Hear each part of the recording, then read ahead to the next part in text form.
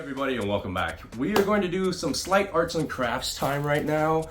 I am going to show you how I put all of this together on this helmet, basically for my new helmet right here.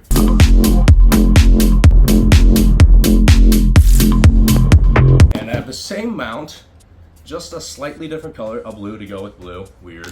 We're gonna put it on right on the front. The only annoying thing, yes, it does kind of cover up some of the vents, but whatever. That's a bummer. Okay.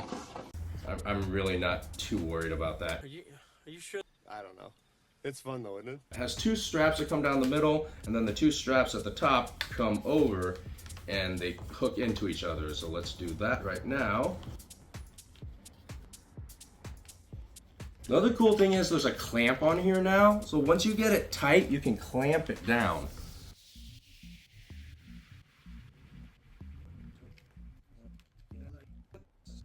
All right, looks pretty snug and secure. I think I have it how I need it. Once you have it in place, you can do whatever. There's a lot of excess because it goes on many different helmets and they need to make sure that this can actually fit. Okay, that makes sense.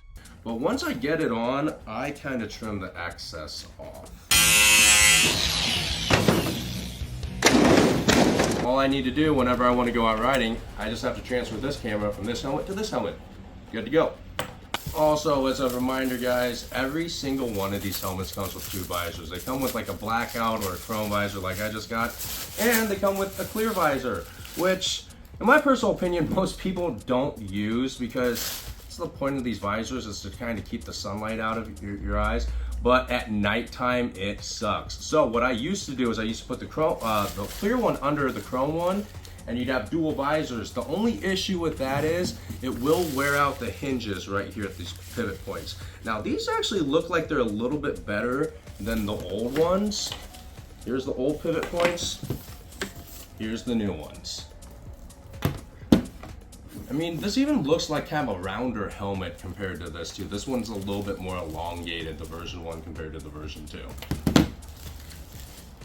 Just some tips for you guys if you guys are looking to purchase a TSG pass. Your ideas are intriguing to me, and I wish to subscribe to your newsletter.